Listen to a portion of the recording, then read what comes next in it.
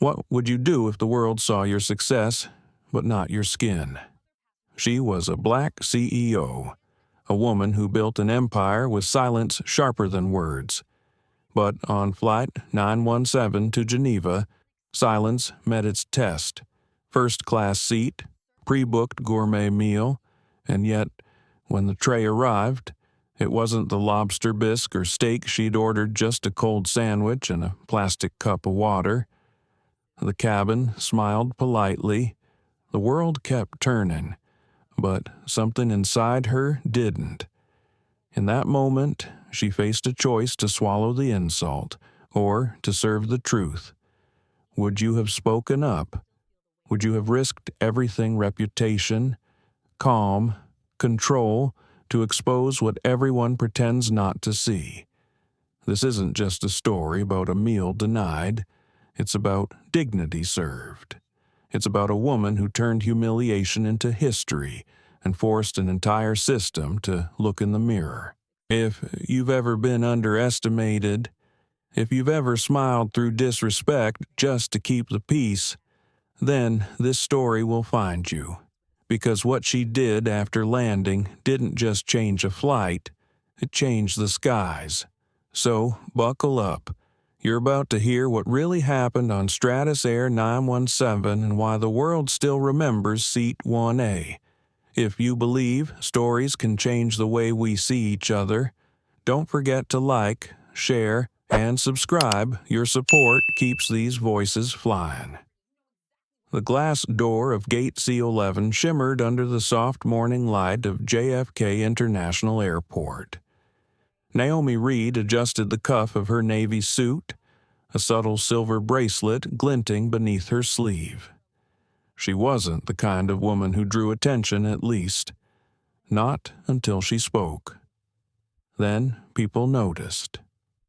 The boarding line for Flight 917 to Zurich curved neatly along the carpet. Her assistant had checked in hours earlier. A long week ahead, the Global Ethics and AI Summit, keynotes, panels, and the signing of a historic partnership. Naomi had built Reed Cyber Systems from her small Atlanta apartment into a billion-dollar powerhouse, creating the world's first Sentinel protocol and artificial intelligence designed to detect bias in human systems. And yet, as she walked down the jet bridge toward Stratus Air's first-class cabin, she could already sense the shift in the air, the kind of quiet recalibration people make when they see someone who doesn't fit their assumptions. Inside, soft jazz played. The cabin smelled faintly of leather and citrus polish. Passengers murmured in low voices while sipping champagne. Naomi smiled politely at the flight attendant greeting guests at the door. "Good morning," she said, handing over her ticket. The woman glanced at the boarding pass, then at Naomi's face. The smile froze for a millisecond, barely noticeable, but Naomi caught it. Years of reading micro-expressions had trained her well. "Welcome aboard, ma'am," the attendant replied, voice brittle but professional. Her name tag read Becky Miller. Naomi nodded and made her way to Seat 1A, by the window. The seat gleamed a cocoon of quiet luxury. She set her leather tote beneath the footwell, powered down her phone, and inhaled deeply. She had been flying for years, but today felt different. Maybe it was the way Becky's eyes had flicked past her without warmth, as if recalculating who she expected to find in that seat. A young man across the aisle, Daniel Ross, one of the junior attendants, offered a nervous smile. Naomi returned it, softly. As the other passengers settled in, Becky moved down the aisle, taking meal confirmations. "Mr. Langston, I have your lobster bisque and Wagyu steak as requested," she said brightly. Her tone dripped with warmth. Then she turned toward Naomi's seat. Naomi waited. Becky hesitated for a moment, flipping through her tablet. "Oh, Ms. Reed. Right. Yes, Naomi said. Well, I'm afraid there's been a small issue. Your pre-selected meal isn't available. The kitchen must have missed it. Naomi's eyebrows lifted slightly. Missed it. Becky nodded quickly, as if trying to move on. Yes, but we do have a lovely turkey sandwich and a Caesar salad available. The words landed heavier than they should have. Naomi looked around. The passengers in neighboring seats were being served their fine dining on trays, lobster tails, truffle pasta, beef tenderloin, silverware clinked. The champagne sparkled. A familiar silence filled her chest, the kind she'd known since childhood. The silence of being othered, quietly and politely. Naomi inhaled, calm and slow. You're saying the meal I selected, which was confirmed by Stratus Air's concierge yesterday, simply vanished. Becky shrugged lightly. I'm terribly sorry, Nam. Mistakes happen. Naomi met her gaze. They do, she said, her tone even, but this one doesn't feel like one. For a brief second, Becky's eyes darted away. Then she forced a smile and moved on. Naomi sat back. Outside the window, the tarmac stretched endlessly lines of light and motion.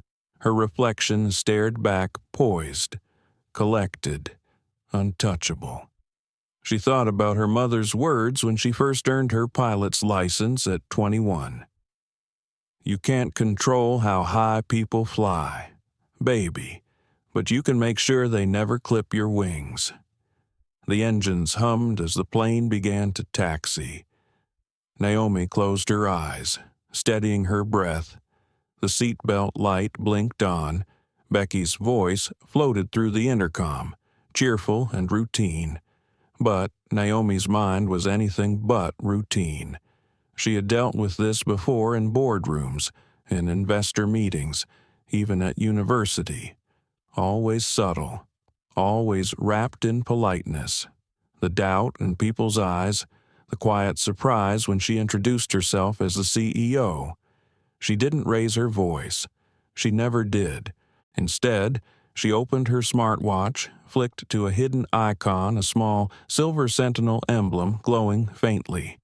The Sentinel protocol, her own creation, synced automatically to the airline's service interface. Within seconds, it began logging service interactions, speech tone, response times. It didn't accuse, it recorded. Naomi tapped one command: initiate observation flight 917.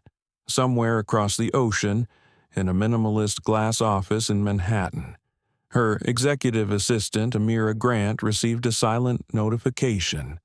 A series of data packets streamed in, time-stamped and encrypted. Amira looked up from her screen, whispering, "She's doing it again." Back on the plane. Becky continued her rounds, pouring wine for a middle-aged businessman in seat 1C. "You enjoy your meal, Mr. Henderson," she chirped. Naomi folded her hands neatly, her tone unreadable. She didn't need confrontation. She needed clarity. The plane climbed through a sea of clouds, the world below fading to a silver mist. Becky finally approached Naomi again, placing the sandwich and a small bottle of water on her tray. "No ice?" Naomi asked quietly. Becky blinked. We ran out." Naomi nodded once, wordless. She wasn't angry, just tired. As the hours drifted by, she opened her notebook and began reviewing slides for her upcoming keynote. Bias in Algorithms begins with bias in us. She smiled to herself at the irony. Somewhere deep down, though, the smallest part of her heart ached. Not for the food, not even for the disrespect, but for the fatigue of having to choose, again and again, between calling it out or letting it pass. She chose neither. She chose documentation. The cabin dimmed for the overnight stretch. Naomi watched the faint light of the moon spill across the wing. Around her, Soft snores and the rustle of blankets filled the silence. She thought of her team back home, of the younger women she mentored bright, fearless, still raw. They always asked her the same question. How do you deal with it, Naomi? The assumptions, the small cuts. She'd smile and say, by keeping receipts. Now, at 38, she still kept them, every one. She pulled the thin airline blanket over her lap and whispered softly to herself. This isn't over, but it doesn't need to be loud. The plane cruised steady toward Europe, somewhere behind her. Becky laughed lightly with another passenger, her tone bright, carefree. Naomi closed her eyes and let the hum of the engines drown the noise. In the world's most exclusive cabin, where silence often costs more than a month's rent. A quiet woman in seat 1A was preparing a reckoning, one built not from anger, but from evidence. And that, she thought, would be enough. The cabin lights were still dim when Naomi woke up somewhere over the Atlantic. The soft hum of engines wrapped around her like a steady heartbeat. She checked the time. 3:42 Eastern Standard. Outside the window, a thin line of dawn was breaking through the horizon, glowing like a promise. For a moment, she just watched. The way the light crept across the clouds reminded her of home, of early mornings in Atlanta when her mother would whisper a quiet prayer before sunrise. Those were the days when everything smelled like coffee and determination. Naomi had grown up in a one-bedroom apartment off Peachtree Road. Her mother, Lillian, worked 2 jobs, sewing uniforms by day and cleaning offices at night. Her father, Raymond, had served 20 years in the Air Force but struggled to find steady work after. He used to tell Naomi that flying wasn't just about planes, it was about perspective. He'd say, when you're up there, you see how small the world really is, and how big your choices can become. Those words shaped her. Naomi had been 12 the first time she realized what it meant to be underestimated. Her science teacher told her that girls like her should focus on practical goals, not engineering dreams. She went home in tears that day, but her father had simply handed her an old circuit board from his garage and said, then build something better. And she did. By 16, she was coding basic algorithms. By 21, she had a scholarship to MIT, and by 25, she had launched her first startup, using data to make hiring more fair across companies. But even then, the comments followed her. The subtle pauses, the second guesses, the quiet disbelief when she entered a meeting full of older white men who thought she was the assistant. She learned to let silence do the talking. She learned that power wasn't about volume, it was about evidence, about being undeniable. As the plane continued its long flight east, Naomi opened her tablet, reviewing her keynote slides again. The title stared back at her. Bias is invisible until you measure it. The irony wasn't lost on her. She sipped the lukewarm water Becky had left earlier and smiled faintly. There was something almost poetic about it being denied the comfort she'd paid for while preparing to speak about fairness. Life had a sense of humor, even when it hurt. A faint rustle drew her attention. Daniel, the younger attendant, was walking down the aisle, checking on passengers when he noticed her awake. He hesitated before stepping closer. "Ma'am," he said softly, "I just wanted to check if you needed anything else." "Maybe a fresh drink." Naomi studied his face. He looked nervous, like someone caught between 2 rights, his duty to the passenger and his loyalty to his superior. She gave a gentle smile. "Thank you, Daniel. I'm fine." He hesitated. I'm sorry about earlier. The meal thing. I wanted to say something, but Naomi tilted her head slightly. But, he sighed, his voice low, Becky runs the cabin. She doesn't like when people question her choices. I didn't want to make it worse. Naomi's tone was calm. You think silence makes it better? His eyes dropped. Sometimes it keeps the peace. Naomi nodded slowly, her voice soft but firm. Peace built on silence doesn't last. Daniel, it only hides the storm. He looked up, surprised by her gentleness.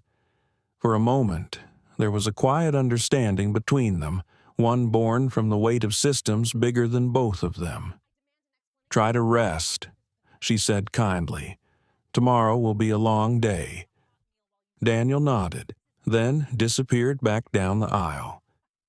Naomi leaned her head against the seat. Her eyes followed the thin blue light outside the window. The horizon was widening now. She thought back to her early years building Reed Cyber Systems.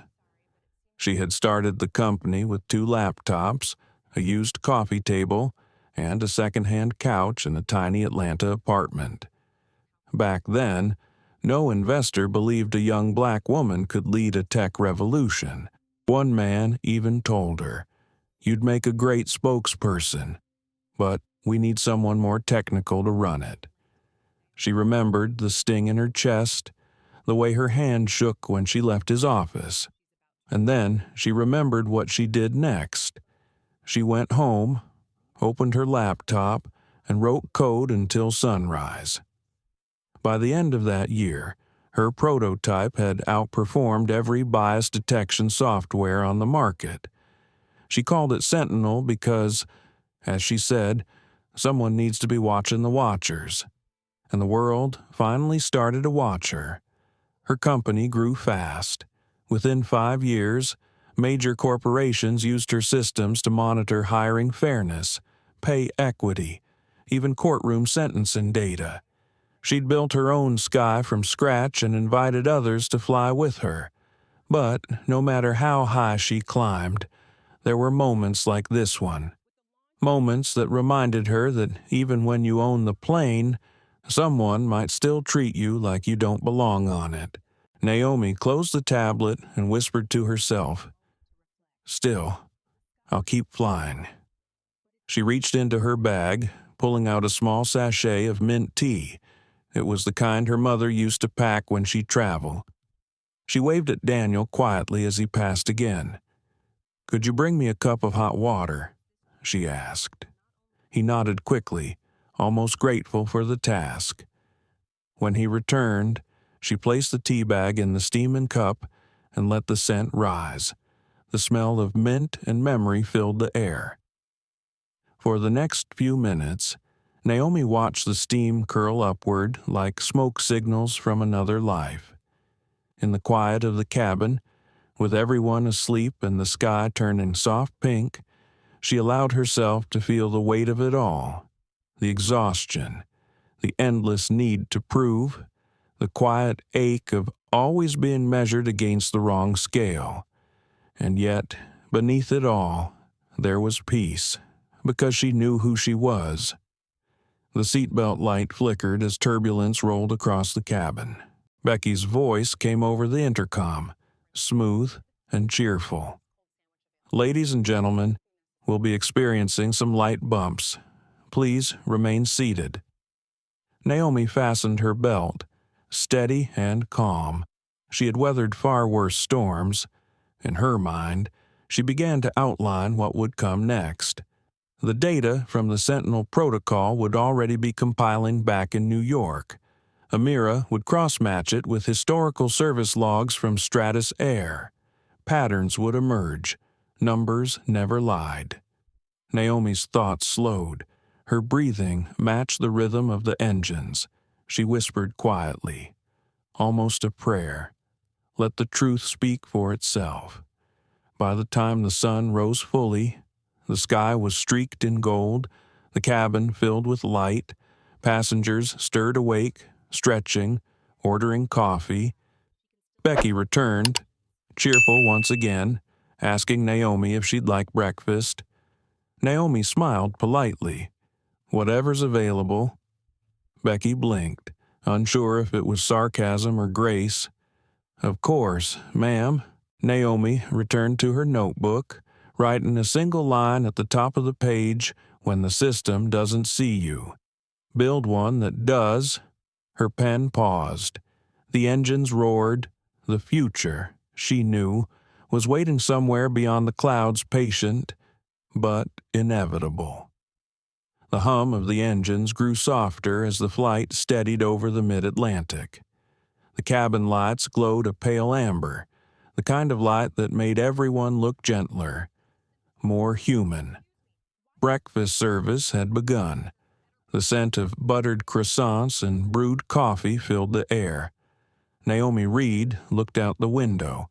The clouds below rolled like white mountains, sunlight catching their edges. She had always loved this view. Up here, above the noise, everything seemed honest. Gravity couldn't touch her thoughts.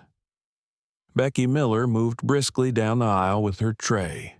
Her voice was cheerful again, the perfect tone for first-class service. She leaned toward the man sitting beside Naomi. "Mr. Henderson, would you like another mimosa?"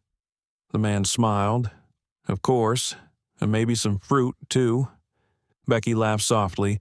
"Coming right up." She turned toward Naomi, her professional smile back in place. "Would you like breakfast, Ms. Reed?" Naomi nodded. "Yes, please." Becky paused just a little too long. "We have an omelet or a croissant with fruit." Naomi's tone was even. "I'll have the omelet, thank you." Becky jotted it on her tablet, her movements efficient but her tone colder now. As she walked away, the man beside Naomi glanced over. He was in his 50s, silver hair, designer suit, the kind of man who carried power like perfume. First time on Stratus Air, he asked, casual but curious. Naomi looked up from her tablet. "No, I fly with them often." He smiled politely. "Oh, I thought maybe. I hadn't seen you around these routes before." Naomi caught the hesitation. It was subtle, the pause that carried meaning. She returned a small smile. "I usually sit up here quietly. Some of us prefer to work while we fly." He chuckled, missing the edge in her voice. "So, what line of work are you in?" Naomi met his eyes. "I run a technology firm." He raised his brows, impressed but still assuming. "Oh, consulting, no," she replied. "Engineering, artificial intelligence." The man blinked, caught off guard. "Ah, interesting. You must be quite the multitasker." Naomi's lips curved slightly. "That's one word for it." He turned back to his tablet, murmuring something about market volatility. Naomi exhaled quietly, then went back to her slides. The pattern was always the same. Polite curiosity laced with disbelief. Moments later, Becky returned with the omelet. "Here you go," she said, her smile tight. She set the tray down without meeting Naomi's eyes. Naomi thanked her anyway. Appreciated. When Becky walked off, Daniel approached from the galley, pretending to check seatbelts. His glance met Naomi's briefly, an unspoken apology in his eyes. She gave him a small nod that said, "It's all right. I see you." She picked up her fork. The omelet was slightly overcooked, but she didn't mind. She ate slowly, calmly, like every motion was an act of control. Outside, the ocean glimmered. Inside, the air carried quiet tension. Naomi could sense the weight of glances, those quick flickers from strangers who tried to decode her presence in a space they assumed she didn't belong to. She didn't blame them. Bias was rarely born from hate. It came from habit, from the narrow lanes people lived in all their lives. She had learned long ago that not every battle needed a sword. Some needed observation. Her smart watch vibrated gently. She lowered her hand under the table, reading the encrypted message from Amira. Sentinel protocol stable, data stream confirmed, service time disparities already visible. Average response to you, 6 min 11 sec. Average response to others, 47 seconds. Naomi read it twice. Then she smiled. It wasn't joy, it was validation. The data spoke the truth.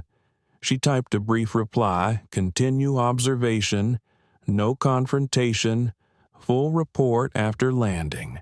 The plane vibrated softly as it hit a stream of thin turbulence. Becky's voice came through the intercom, gentle and composed. Ladies and gentlemen, please remain seated for a few moments. The seatbelt light blinked on. Naomi leaned back, her hand resting on the armrest. She closed her eyes for a moment, letting the hum settle her heartbeat. When she opened them again, she noticed a young woman a few seats behind, whispering to her partner and subtly pointing in Naomi's direction. The woman smiled as if amused. Naomi couldn't hear the words, but she knew the tone. That was the thing about being visibly different. You developed a sixth sense for subtle things. A look, a whisper, a hesitation that said more than words ever could. Naomi turned away, choosing stillness over reaction. She wasn't there to teach anyone a lesson. She was there to see the truth unfold exactly as it was. Daniel passed again, offering more coffee. Would you like a refill, Ms. Reed? Yes, thank you. As he poured, his hand trembled slightly. I just wanted you to know, he said under his breath.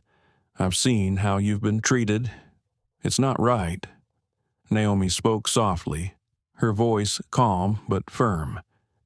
You can't control others, Daniel, but you can choose who you become in their presence.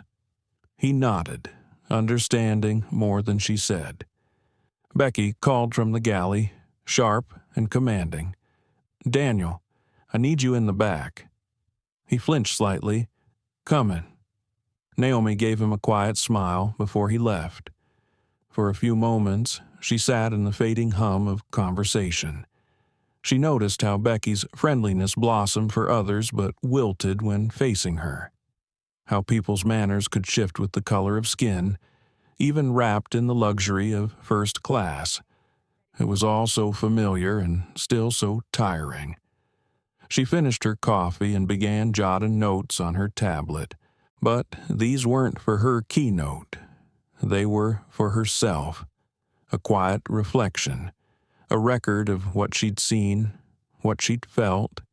She had always believed that stories were the softest weapons, and she had learned to wield them. Hours passed. The light outside shifted from gold to gray as they approached European airspace.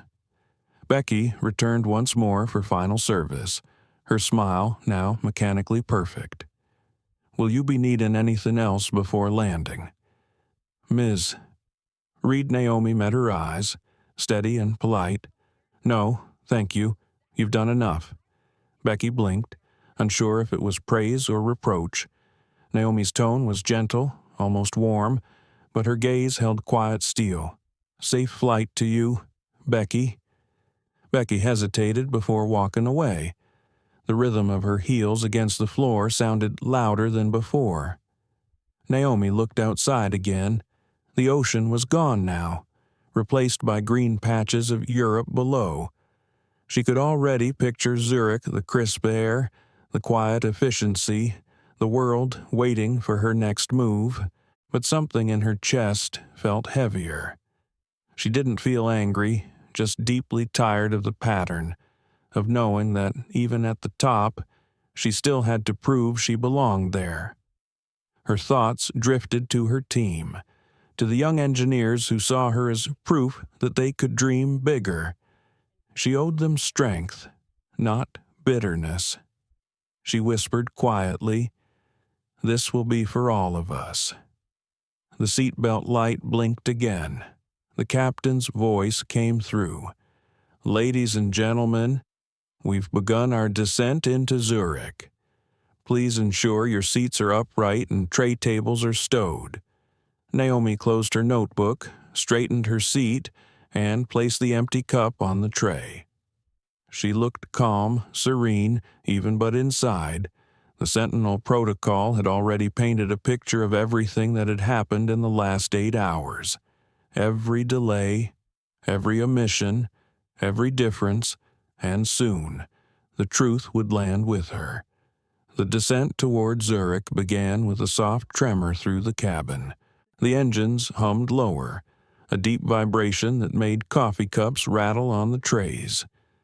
The seatbelt light came on again, casting a warm orange glow across the rows of polished leather seats. Naomi Reed looked out the window. The Swiss Alps appeared below, sharp and white against the blue horizon. She had flown over those peaks a dozen times, but this morning they felt different, like witnesses waiting for her next move. Her smartwatch pulsed once on her wrist. A secure notification slid across the screen. Sentinel data upload complete. Confidence score 99.4%. She smiled faintly, closing her eyes for a moment. Every second of service, every facial scan, every tone of voice had been recorded, analyzed, and time-stamped. Bias left fingerprints. The machine she built was simply holding up a mirror across the aisle. Becky Miller adjusted her uniform jacket, the picture of professional calm. She greeted passengers with polite efficiency, unaware that her every motion now lived inside a data vault thousands of miles away. The plane leveled as it approached the runway. Naomi fastened her seat belt, the click echoing softly in her ears. The captain's voice came over the intercom. "Ladies and gentlemen, welcome to Zurich. Please remain seated until the aircraft has come to a complete stop." Applause broke out in the cabin, that familiar first-class ritual of relief and routine. Naomi joined lightly, her clap small, almost thoughtful. When the plane stopped at the gate, passengers began to gather their belongings. Becky appeared again, smiling brightly. "Thank you for flying Stratus Air. Ms. Reed, I hope your trip was pleasant." Naomi looked at her for a moment, then replied gently, "It was. Educational." Becky blinked, confused, but Naomi had already stood retrieving her tote bag. As Naomi stepped off the plane into the jet bridge, her phone buzzed again. A message from Amira Grant in New York popped up on her screen. Data confirms systemic bias pattern across Flight 917 crew. Media query about Stratus Air trending on social within the last hour. Recommend quiet response. Naomi typed back, "Not yet. Let them speak first." She walked calmly toward immigration, her heels clicking on the polished floor. The sound was steady, deliberate, like a countdown. Outside the terminal, Zurich greeted her with crisp air and clean light. A black sedan waited by the curb. The driver opened the door. "Good morning, Ms. Reed. Stratus Air has arranged transport to your hotel." Naomi paused. "Stratus Air arranged it?" "Yes, ma'am. Their operations director requested it personally." Naomi's brows lifted slightly. She nodded and stepped inside. The car moved smoothly through the streets, past glass buildings and quiet cafes. Her phone lit up again. Another message from Amira. "Headquarters just reached out. Internal review meeting scheduled in 2 hours. They're aware you initiated Sentinel during the flight." Naomi smiled slightly. "Of course they are," she whispered.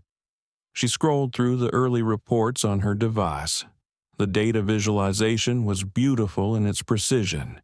Service time delays, tone frequency analysis, word choice mapping, all showing clear discrepancies between passengers of different demographics.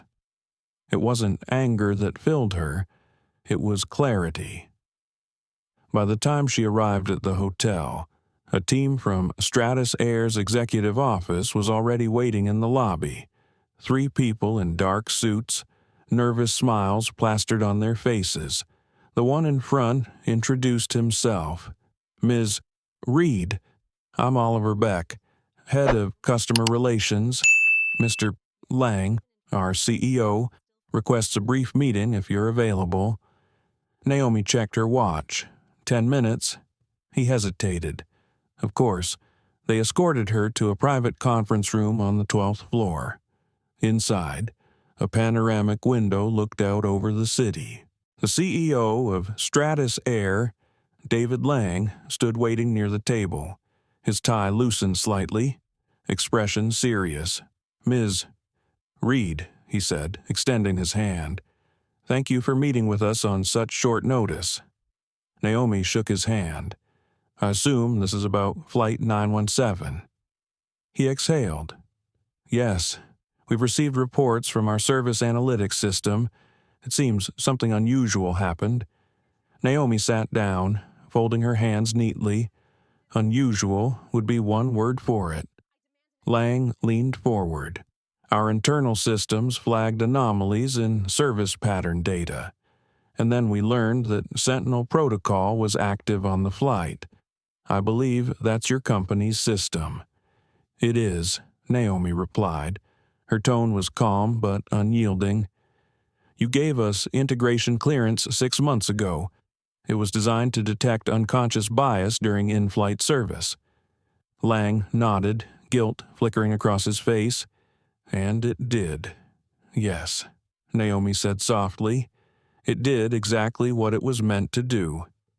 There was silence. Only the faint hum of the air conditioner filled the room. Lang cleared his throat. "Ms. Reed, on behalf of Stratus Air, I want to sincerely apologize for what you experienced. This isn't who we are." Naomi's gaze stayed steady. "You don't need to apologize to me. Mr. Lang, apologize to your passengers and to your employees who have learned the wrong lessons about what respect looks like." Lang swallowed hard. "The crew involved has been placed under review pending a full investigation." "Good," Naomi replied. "And I'll need access to the last 6 months of your service data for long-haul routes. If this is a pattern, we'll find it."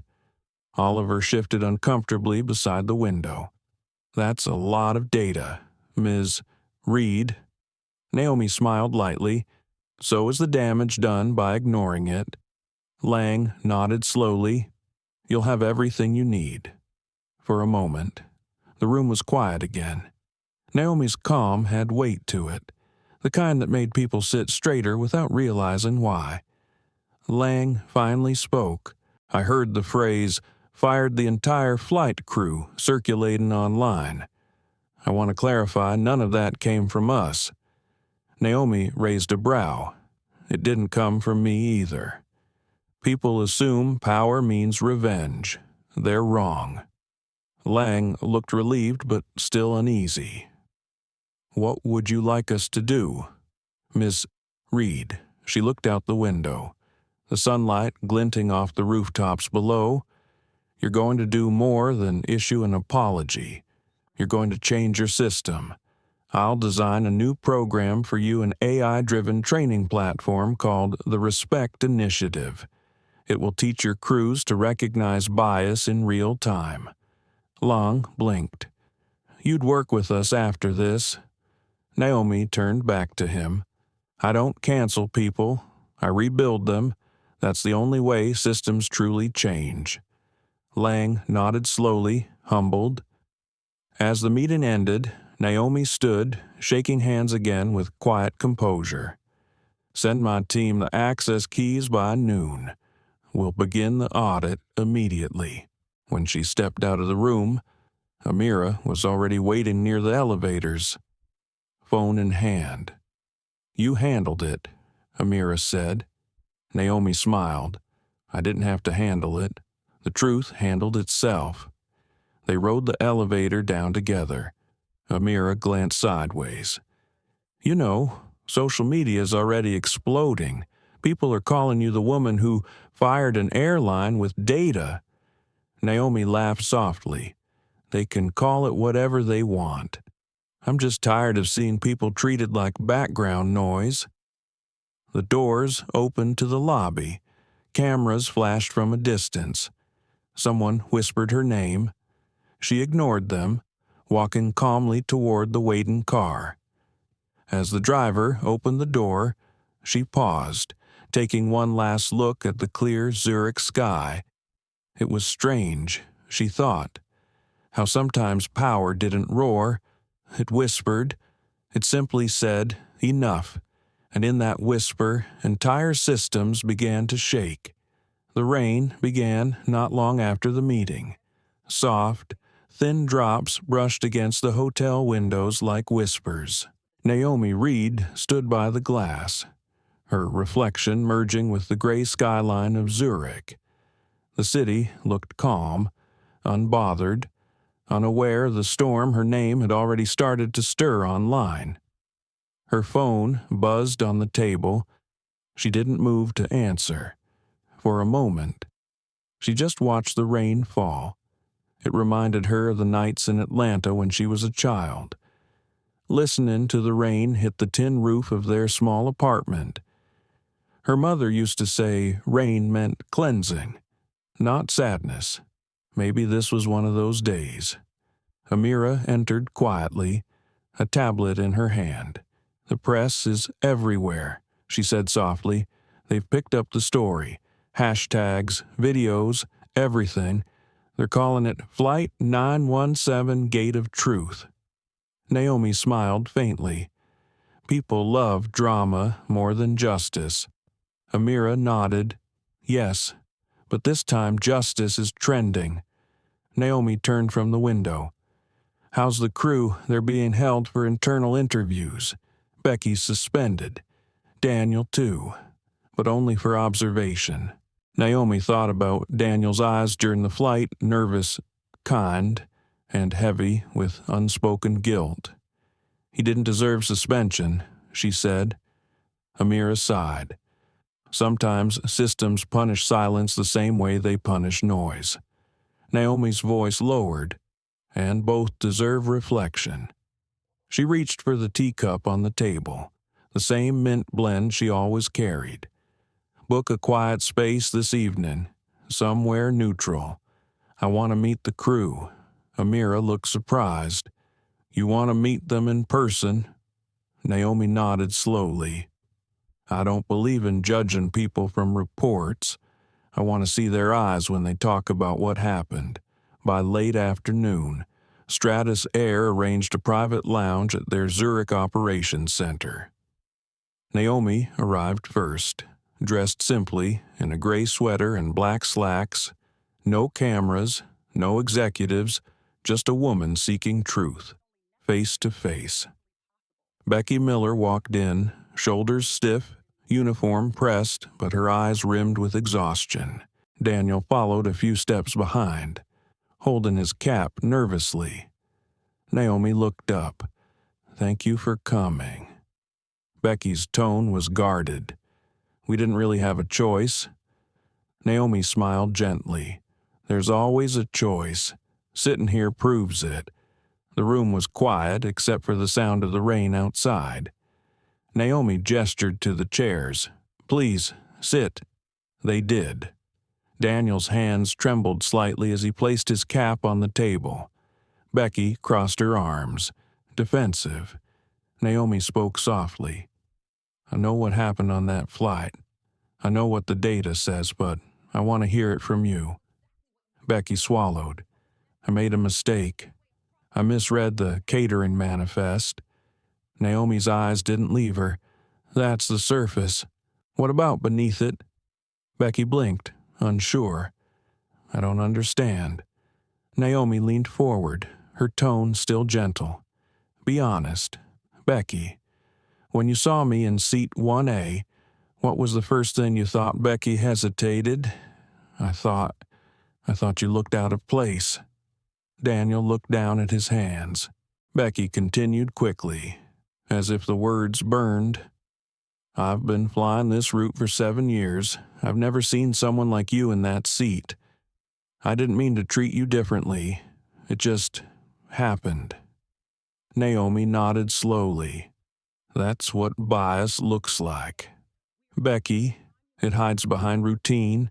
It feels normal until someone names it." Becky's eyes filled with tears. "I swear, I didn't mean to hurt you."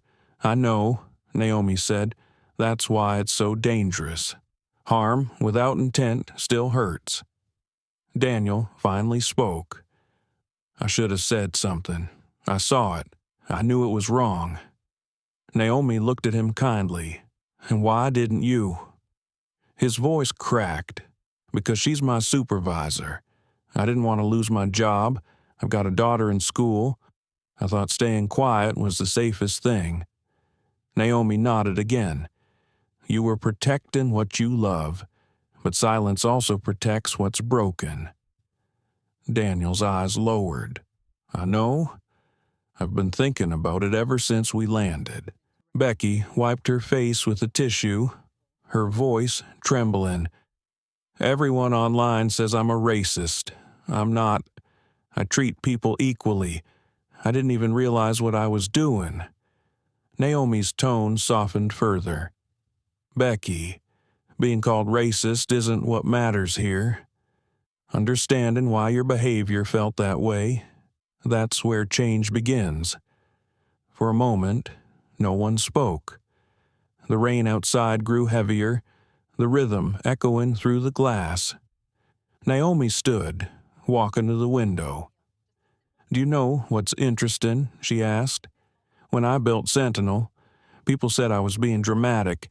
They said bias was too subtle to measure. And yet, machines see what people refuse to." Becky looked up. "So what happens now? Are we all fired?" Naomi turned back, her face calm but serious.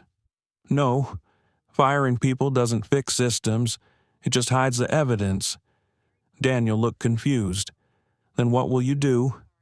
Naomi's eyes softened. "I'm going to rebuild Stratus Air's training program.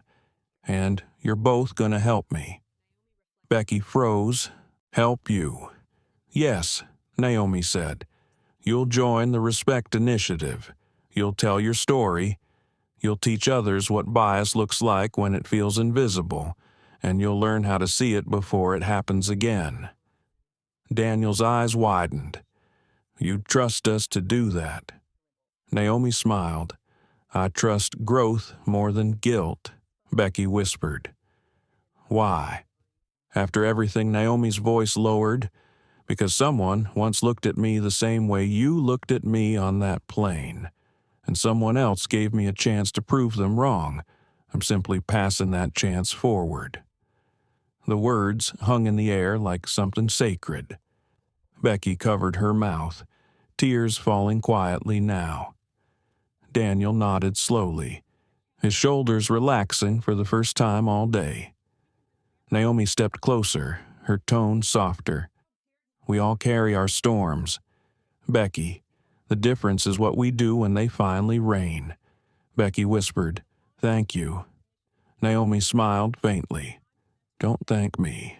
Just do better." The meeting ended quietly. No signatures, no press. Just 3 people walking out of a room lighter than they had entered. Later that evening, Naomi returned to her hotel. The rain had stopped. She stood by the balcony, breathing in the cold air that smelled of wet stone and new beginnings. Amira called from New York. "How did it go?" Naomi looked out over the city lights. "It went human," she said simply. Amira laughed softly. "That's usually better than perfect." Naomi smiled. "Always." She hung up and set her phone down. The city below shimmered like circuitry. Somewhere, data lines continued to move, recording, measuring, learning, but for the first time that day, Naomi didn't feel like looking at numbers. She felt like resting in the quiet proof that change, real change, starts in a single conversation. She whispered to herself, "Justice doesn't always shout. Sometimes it sits at a table and listens." The wind picked up again, lifting a strand of her hair. The night was clean, renewed, and for the first time since that morning, Naomi felt light. The city had fallen quiet by midnight. Zurich slept under a blanket of mist while Naomi Reed sat at the small desk in her hotel room, the glow of her laptop illuminating her face. She wasn't checking emails or reviewing reports. She was writing something she hadn't done in years. The words came slowly at first. A letter she would never send. "To the girl I used to be," she typed. "The one who cried in the lab because someone said she didn't belong there." Her fingers paused over the keys. The memories came back easily, clearer than she expected. She was 20 years old again, walking across the courtyard of MIT, backpack heavy with code printouts and dreams she could barely carry. The air smelled like autumn and ambition. She had stayed up all night building a data model for her machine learning class. Her project had outperformed every benchmark. It was supposed to be a good day.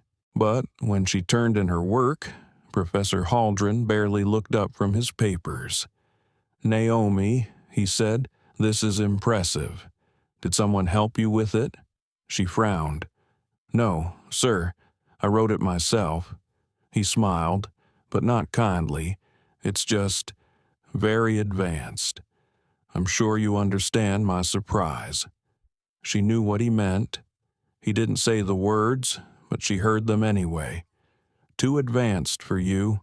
That night, she sat alone in the computer lab, her screen reflecting the tears she tried not to let fall. The lab was empty, except for the hum of the servers and the flicker of fluorescent lights. She remembered whispering to herself, "You can either cry or you can code." She chose to code. By sunrise, she had rewritten the entire algorithm from scratch line by line, annotated, tested, flawless. The next morning, she placed the file on Haldren's desk without a word. He looked at her, uncomfortable, and said, "Impressive work." She didn't reply. She just turned and walked away, quietly promising herself she would build something one day that no one could question. That moment became the seed for everything that followed. The quiet anger, the determination, the grace that came not from forgiving the world, but from understanding it. Back in her hotel room, Naomi leaned back in her chair. The rain had stopped. The night outside was silent except for the distant hum of traffic. She reread the letter on her screen. Her reflection looked older, calmer, but her eyes still carried the same fire from that night in the lab. A soft knock interrupted her thoughts. She looked at the clock. 12:43 When she opened the door, Daniel Ross stood there, holding a paper bag and looking hesitant. "Daniel?" He nodded nervously. "I'm sorry to bother you. I just wanted to thank you again. For today." Naomi smiled softly. "You didn't have to come all this way to say that." He shifted awkwardly. "I couldn't sleep. My mind keeps replaying everything that happened on that flight. I keep thinking, what if I had spoken up?" Naomi gestured toward the small couch. "Sit down." He did. The silence stretched for a moment. He opened the bag, pulling out 2 cups of coffee. "I didn't know if you take sugar, so I brought both." Naomi laughed quietly. "I'd take neither, but the thought counts." Daniel smiled, relieved. "You know, I joined Stratus because I thought the flying would make me feel free. But sometimes it feels like the higher we go, the smaller we become." Naomi nodded. "Freedom isn't about altitude, Daniel. It's about perspective." He looked down, his voice low. "My dad was a pilot. He used to tell me that the hardest part of flying wasn't takeoff. It was trusting that you'd land safely." Naomi's gaze softened. "And do you—" He hesitated. "I used to, but lately, I'm not sure what's safe anymore. Speaking up, staying quiet either way, someone gets hurt." Naomi leaned forward, her voice calm but steady. "Courage isn't about not being afraid. It's about deciding what matters more than fear." Daniel nodded slowly. "You make it sound simple." "It isn't," she said, "but it's possible." He looked at her, his eyes heavy. "You know, when you told me silence protects what's broken, I haven't stopped thinking about that." Naomi smiled faintly. "Good. It means you're still listening." They sat in silence for a while, the city lights flickering through the window. It wasn't the silence of strangers anymore. It was the silence of understanding. Finally, Daniel spoke again. "What made you so patient?" "Naomi." Most people would have been furious. She looked toward the window, thinking. "Because I've been Becky before," she said softly. "Not in the same way, but in my own. I've made assumptions. I've misjudged people. We all have. The difference is whether we learn from it or hide from it." Daniel studied her face. "So that's why you started the Respect Initiative?" "Yes," Naomi replied. "I wanted to build something that teaches empathy before error. A mirror that shows us who we're becoming before it's too late." He smiled faintly. "You really believe people can change?" Naomi looked at him. "I believe data can tell the truth, but people can choose to rewrite it." The words hung in the air, simple, profound.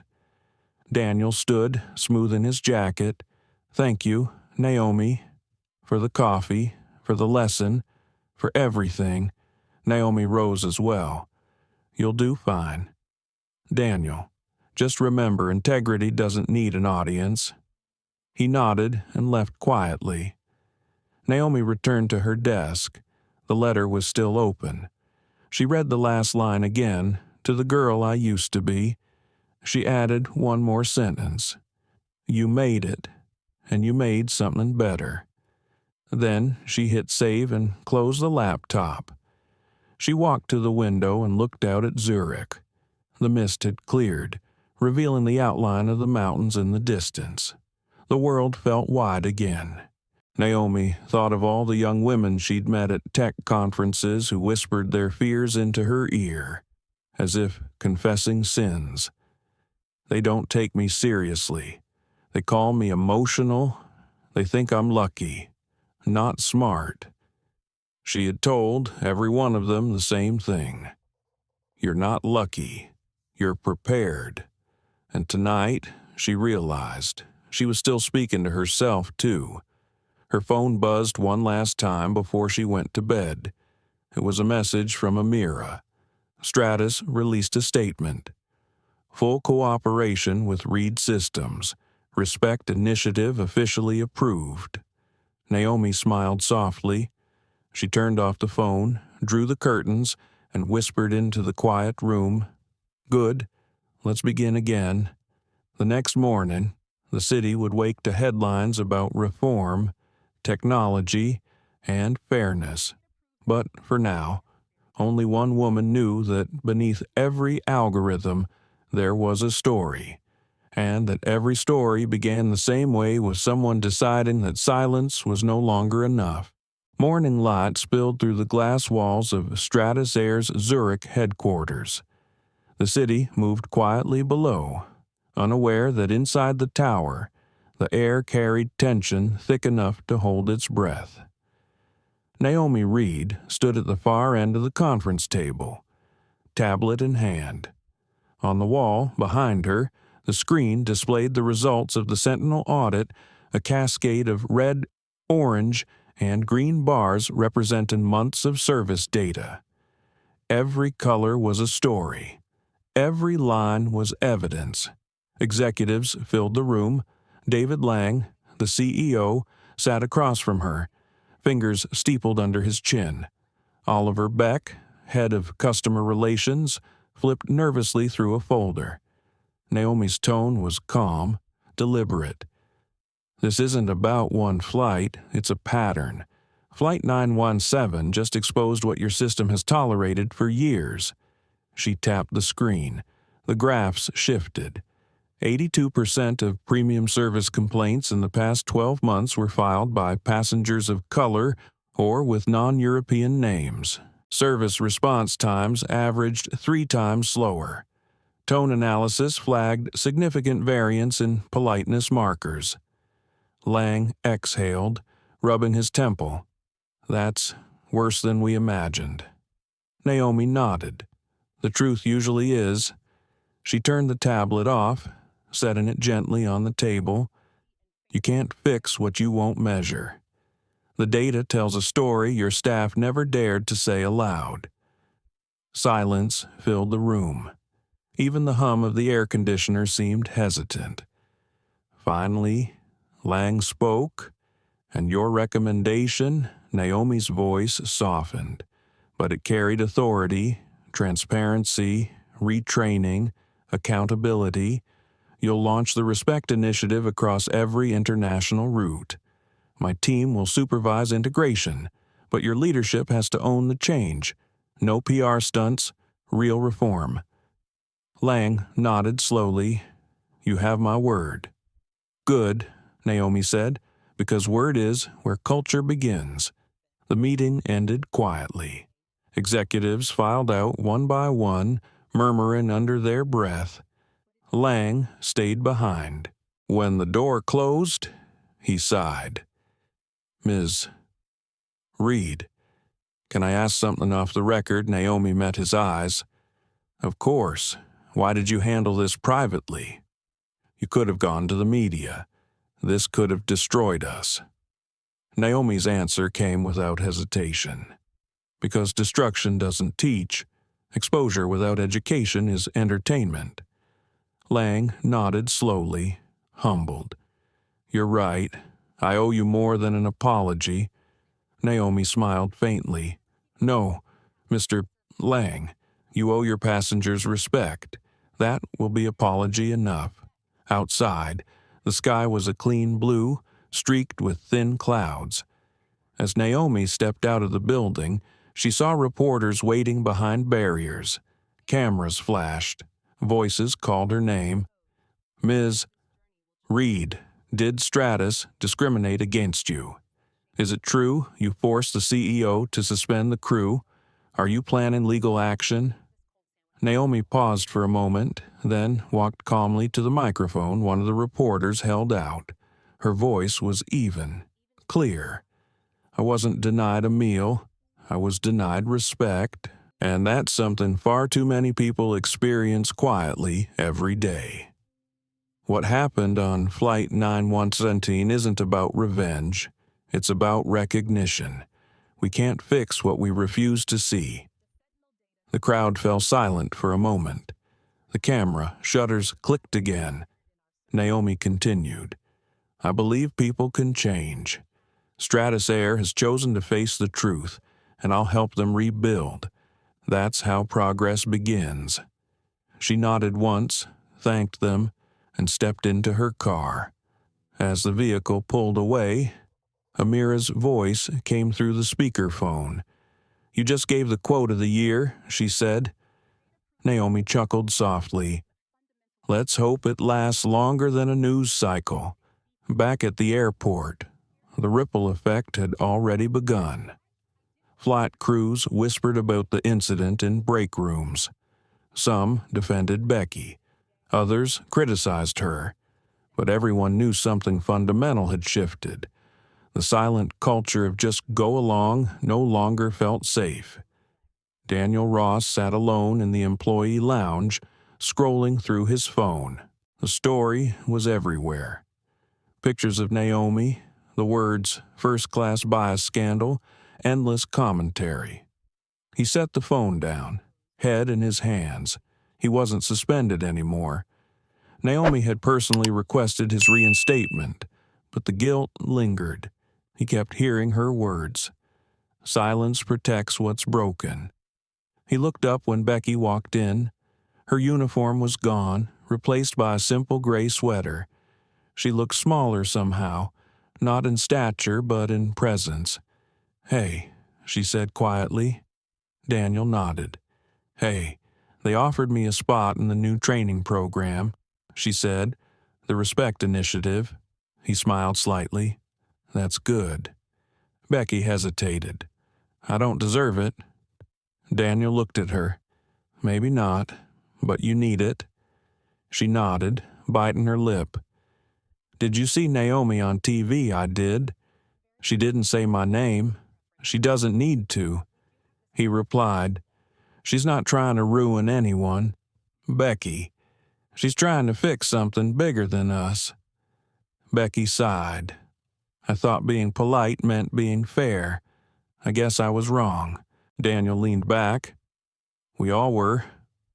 I stayed quiet. "Remember?" She looked at him, eyes damp. "Why is she helping us?" Daniel smiled faintly. "Because she can." In another part of the city, Naomi sat in her hotel suite, laptop open, news alerts poured in articles, think pieces, hashtags. Some praised her for grace, others accused her of corporate showmanship. She ignored all of it. Instead, she opened an email draft to her team. Subject Respect Initiative Phase 1. Message: we begin not with punishment, but with reflection. The goal isn't to expose bias, it's to heal it. Every number we track represents a person. Every story matters. Let's rebuild the skies. She hit send. Then she sat back, closing her eyes. For the first time since the flight, she felt something close to peace. Her phone buzzed again. A text from Amira. "Board wants you to keynote at the World Service Ethics Forum next week. Title suggestion: The Cost of Polite Prejudice." Naomi smiled. "That's Amira," she murmured. She looked out at the evening sky. Planes crossed the clouds like silver arrows. Somewhere up there. Another passenger was sitting in seat 1A, being served a perfect meal, unaware that a quiet revolution had started because someone once said no. Later that night, Naomi took a walk through the city. The air was cold but clean.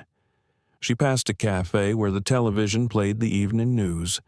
Her face appeared on screen beside a headline from Bias to Balance. How a Black CEO Changed an Airline. Inside, a woman looked up from her coffee and smiled at Naomi through the window. It wasn't recognition, it was gratitude. Naomi smiled back. When she returned to her hotel, Amira was waiting with files spread across the table. The audit triggered something bigger. Amira said, "Other airlines are reaching out. They want Sentinel reviews too." Naomi paused. "It's starting. Then." Amira nodded. "You lit the match." Naomi's tone was quiet but certain. "No, I just stopped pretending the fire wasn't already burning." She sat down, flipping through the reports, line after line of data, statistics, and human behavior. To anyone else, it was numbers. To her, it was stories of unseen moments someone overlooked, someone dismissed, someone quietly enduring. She whispered to herself, "Every statistic has a heartbeat." The next morning, the headlines shifted again. Stratus Air announced sweeping changes. The Respect Initiative would roll out globally. mandatory empathy and bias training for all crew, transparent service metrics, collaboration with Reed Cyber Systems. The internet buzzed with both applause and skepticism. But Naomi didn't care about noise. She cared about change.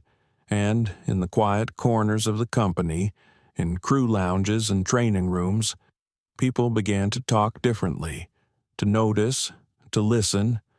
For the first time, real transformation had begun, born not from scandal, but from reflection. The Stratus Air Headquarters Conference Center was unusually quiet that morning. Rows of screens lined the walls, displaying fragments of text, customer feedback, and service metrics that stretched back years. In the center of the room stood Naomi Reed, dressed in black, calm but focused. They called it the Mirror Room. It was part of the Respect Initiative rollout, a space designed to make people see themselves through data, not numbers, reflections, the kind that couldn't lie. Executives, flight attendants, and managers gathered around, their faces uncertain. Naomi watched them file in, the shuffle of footsteps and low murmurs echoing like nervous energy. David Lang entered last, setting his phone face down on the table.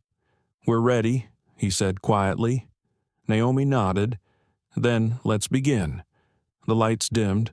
The screens came to life. A series of anonymized clips played short, silent recordings from in-flight cameras. No one knew who was who. Faces were blurred, but patterns emerged. A passenger waiting a little longer for service.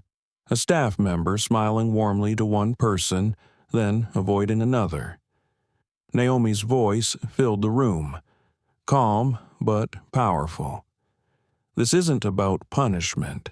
It's about recognition. Every action here was unintentional, yet its impact was measurable.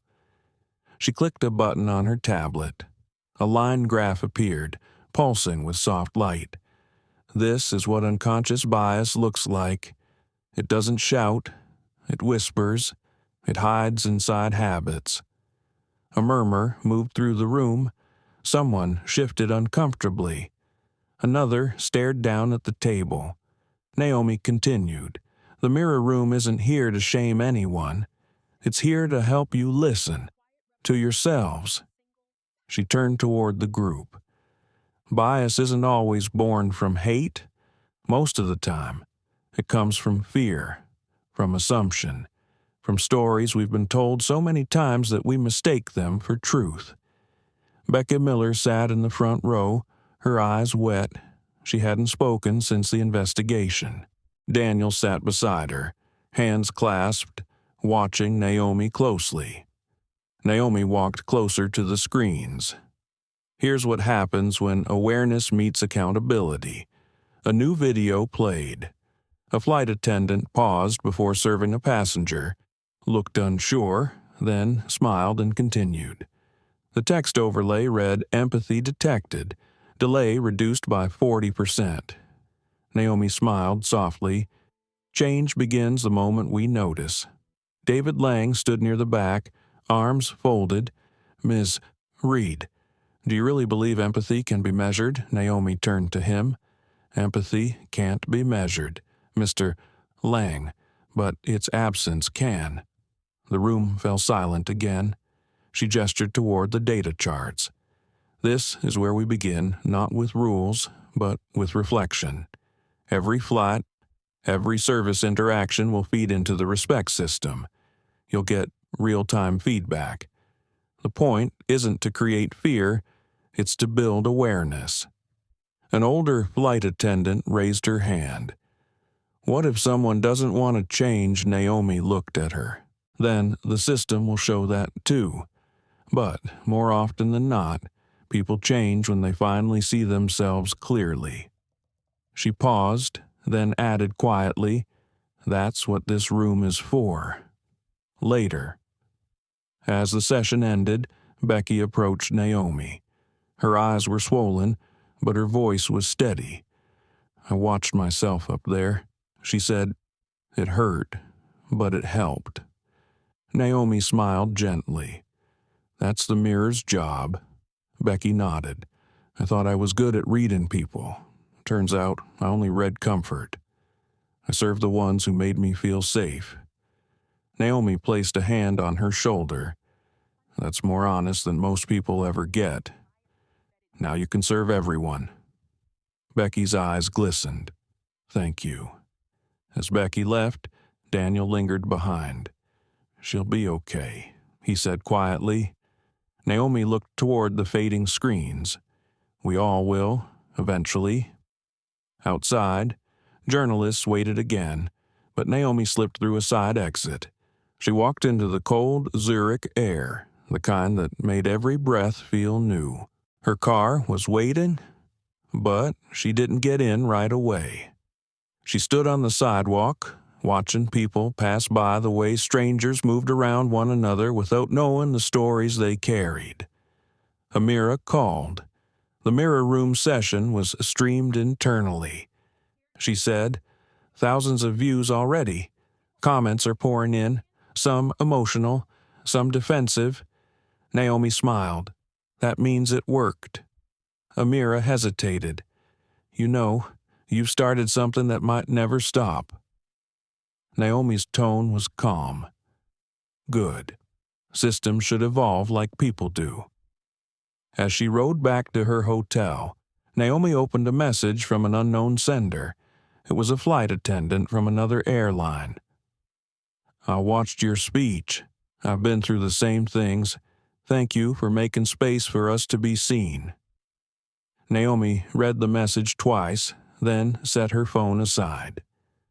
For the first time in years, she felt the quiet satisfaction of impact, not the applause of victory, but the peace of purpose. That evening, she returned to the mirror room alone. The screens were dark now, but her reflection lingered in the glass. She stared at herself, the woman the world now called the Black CEO who changed the skies. She whispered, "You didn't change the skies. You just showed people how to look up." The room answered with silence, but it was the kind of silence that felt alive. The door opened softly. David Lang stepped inside. "You're still here," he said. Naomi nodded. "Just making sure the mirror still works." He smiled faintly. "I wanted to thank you." The crew, Becky, Daniel, they're different now. They're volunteering for new diversity workshops. Some even said the training made them cry. Naomi turned to him. Good tears. "Mostly," he said. She chuckled. "Then that's progress." Lang hesitated. "There's something else. The board wants to rename our corporate ethics center after you." Naomi looked surprised. "You don't need to do that." Lang smiled. "We do, because you reminded us what ethics really means. It's not compliance, it's conscience." Naomi's eyes softened. "Then call it the mirror room. Let people remember what truth looks like." He nodded. "Done." When he left, Naomi stood there for a long while, looking at her reflection again. It wasn't pride, she felt it was gratitude for the journey, for the pain that taught her patience, for the moments that nearly broke her but instead built her. She whispered to herself, "The work's not done, but maybe it's beginning." Outside, night descended over Zurich again. The city lights shimmered like stars reflected in glass. Somewhere across the world, the first mirror rooms were already being prepared, one in New York, one in London, one in Johannesburg. People would soon walk into those rooms and see themselves as they truly were, imperfect, capable, human. And maybe, Naomi thought, that was all the world ever needed. Not heroes, just mirrors. 2 weeks had passed since the mirror room opened its doors in Zurich, and the world was still talking about it. News anchors debated whether Naomi Reed had sparked a corporate revolution or simply exposed what everyone already knew but refused to confront. In New York, a morning talk show played a clip of Naomi's speech. The host leaned forward, voice soft. She didn't raise her voice once, but you could feel every word. Across the ocean in Johannesburg, a young flight attendant watched that same clip on her phone during a lunch break. Her name was Lindy Way, and she whispered to her coworker, "I want to work for someone like her one day." The ripple had started. Back in Zurich, Naomi sat in the rooftop cafe of her hotel, coffee steaming beside her laptop. She wasn't reading headlines. She was watching the live feed from the Mirror Room's newest installation, this one in New York, inside a Stratus training center. Dozens of employees sat in silence as the same sequence of anonymized clips played. Some wept. Others stared at their reflections, realizing for the first time that their smiles had limits. Amira joined Naomi at the table, tablet in hand. "You're trending again," she said with a faint grin. Hashtag Mirror Room Challenge. People are filming themselves confronting their own biases. Naomi smiled gently. Good. Maybe the world needed a little reflection. Amira hesitated. "You sound calm for someone who just changed an industry." Naomi looked out across the skyline. Change isn't about noise. It's about endurance. The noise fades. The work remains. She sipped her coffee and closed her laptop. "How's Becky?" "She's still in training. She's become one of the program's best mentors. Actually, she records video messages for new trainees. Her first line is always the same. 'I once thought I was fair, too.'" Naomi nodded slowly. "That's progress." "And Daniel, promoted to lead crew instructor," Amira said.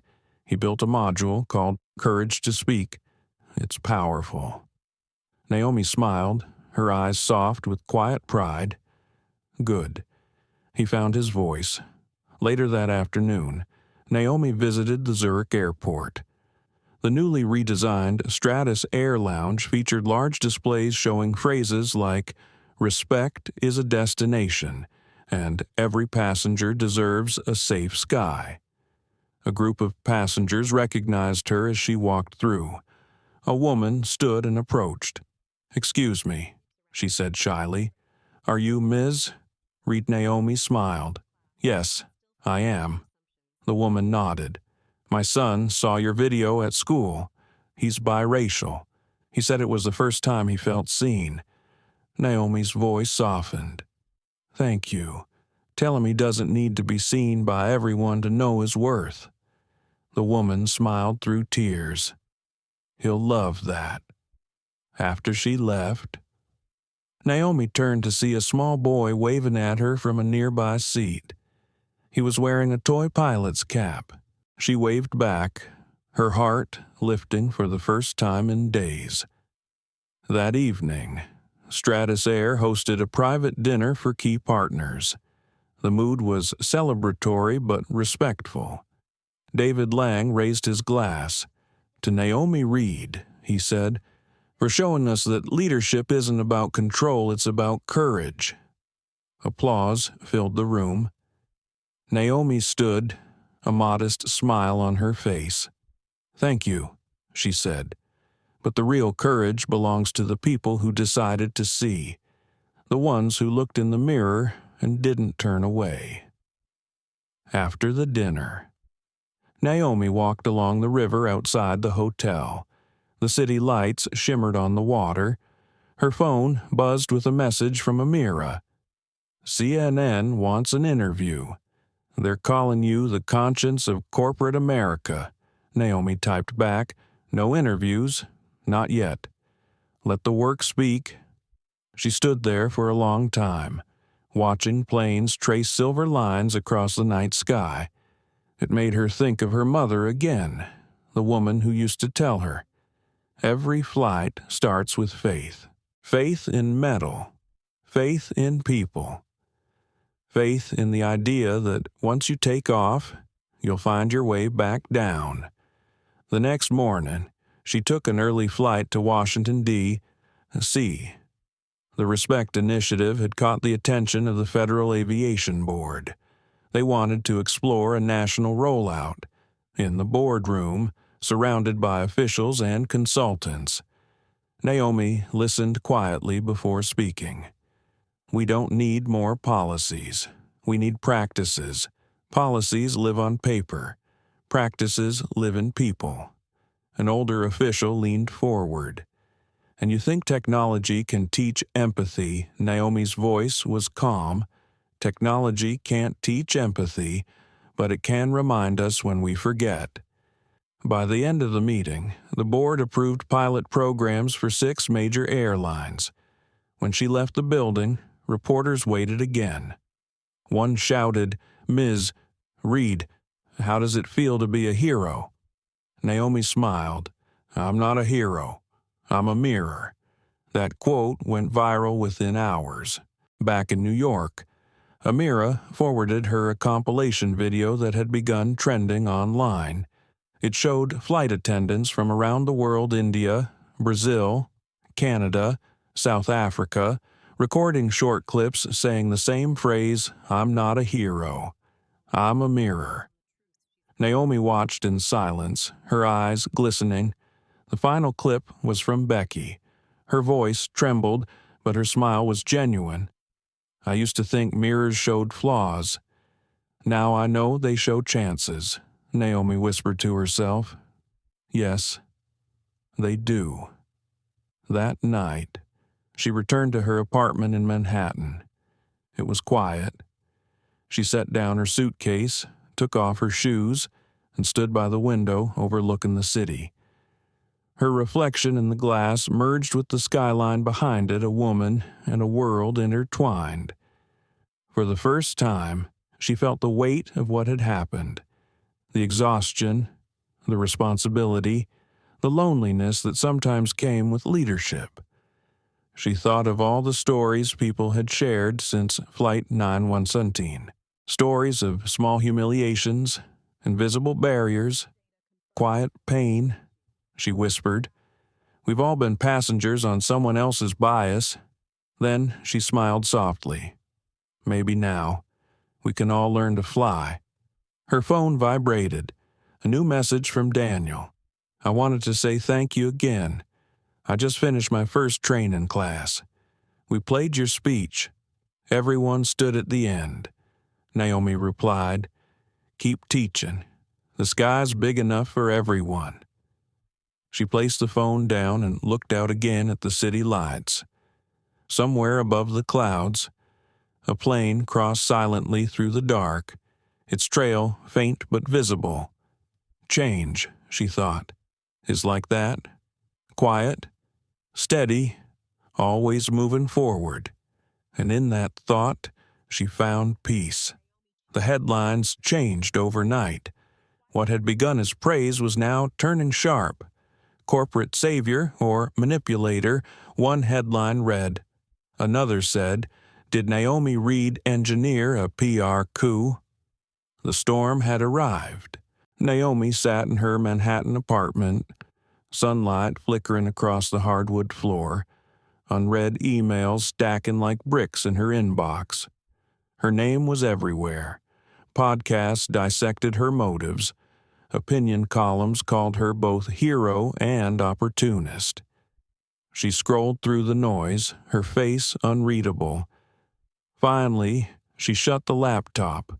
"They're not attacking the truth," she murmured. "They're attacking the discomfort." Amira stood by the window, phone in hand. "Do you want me to respond to the statements?" Naomi shook her head. "No, let them talk. Storms clear the air." Still, even she could feel the weight pressing in. Every notification felt heavier, every mention louder. She knew that silence could be mistaken for guilt, but she also knew that reacting too quickly would feed the fire.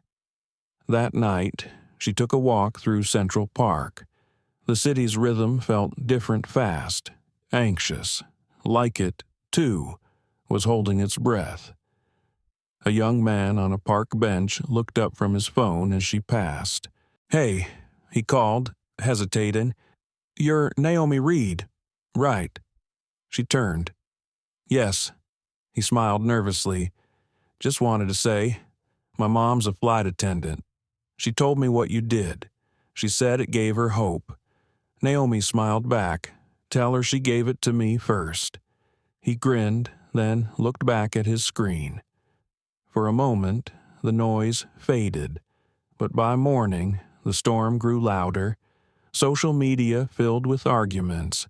Some accused her of using race to build her brand. Others defended her fiercely. Mirror Room trended alongside Naomi Divide. David Lang called. "We're getting pressure from shareholders," he said. "They're nervous about all the attention.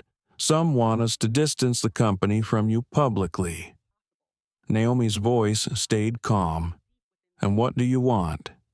He hesitated. "I want to stand by you, but they're powerful voices." "Then teach them to listen," she said softly. He sighed. "You make it sound easy." "It isn't," she said. "But truth never is." After the call, Naomi stared out her office window. The city buzzed far below, people moving like current. For a moment, she wondered if the world truly wanted change or just liked the idea of it. By afternoon, Amira burst in. "Naomi, you need to see this." She turned the tablet toward her. A viral video was spreading. Someone had taken an out-of-context clip from the Mirror Room, editing it to make Naomi sound arrogant. Comments poured in. "She's power-hungry. She's exploiting guilt. Another fake activist." Naomi exhaled slowly. "Of course." Amira looked furious. "We should issue a statement. Denounce it." Naomi shook her head. "No, we'll show, not tell." She walked to the whiteboard on the wall and began to write. "We're holding an open forum. No PR filters, no scripts. I'll answer questions live, any question, from anyone." Amira frowned. "That's risky. So is silence." Naomi said, "If they want the truth, I'll give them the whole of it." The event streamed 3 nights later from the Mirror Room in New York. Cameras filled the space. Hundreds joined online.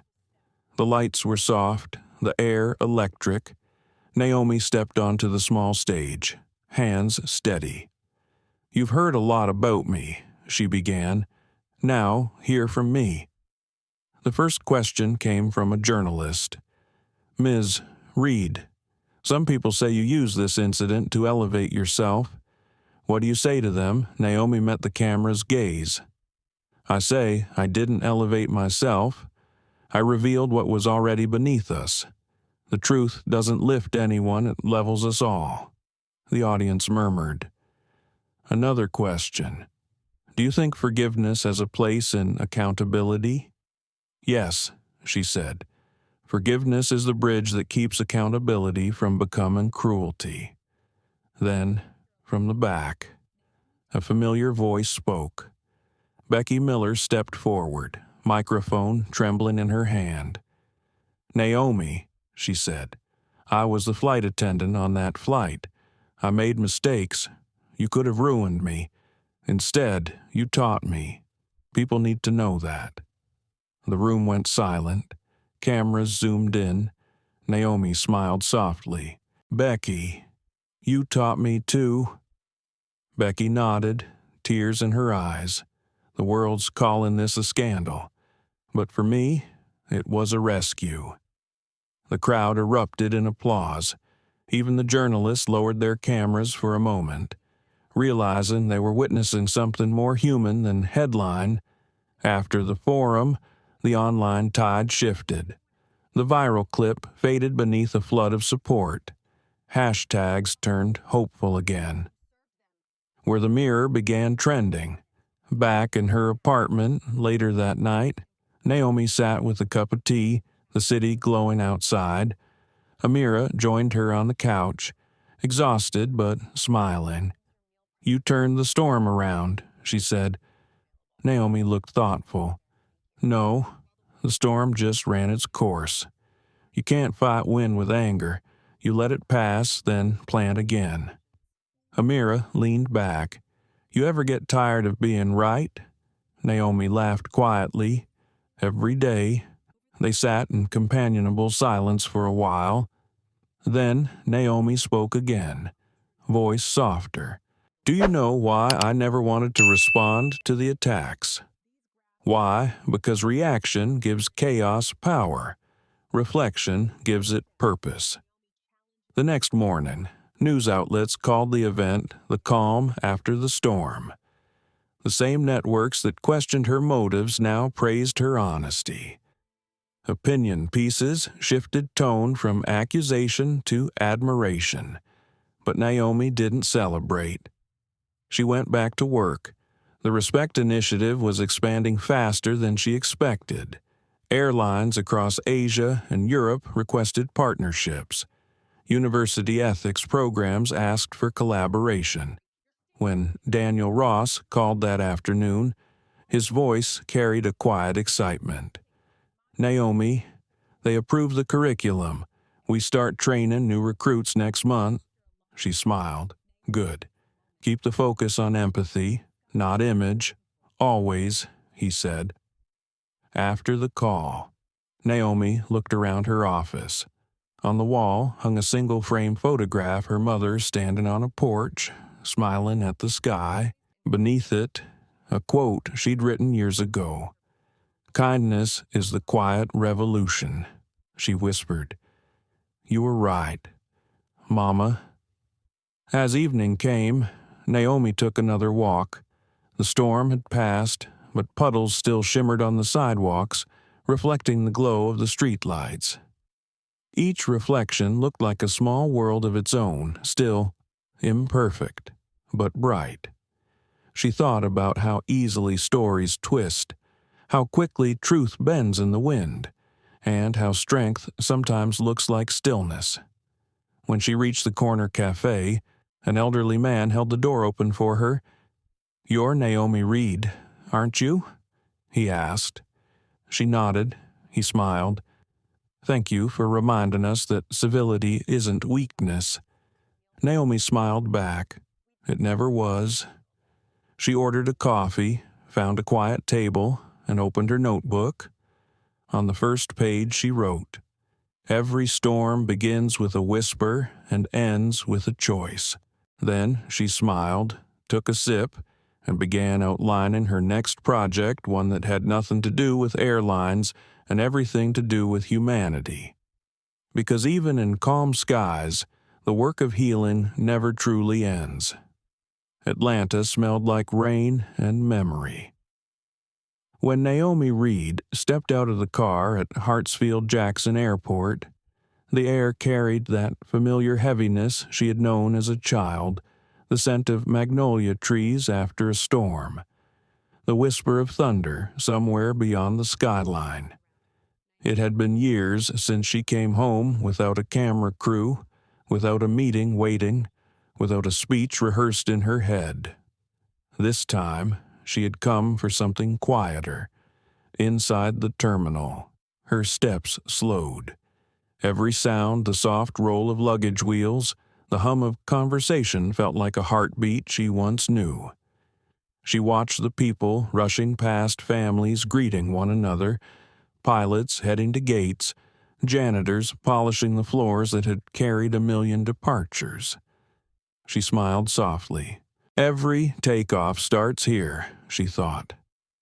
At gate B14, a woman in her late 60s waited near the window, reading a worn paperback. Naomi's chest tightened. "Hi, Mom."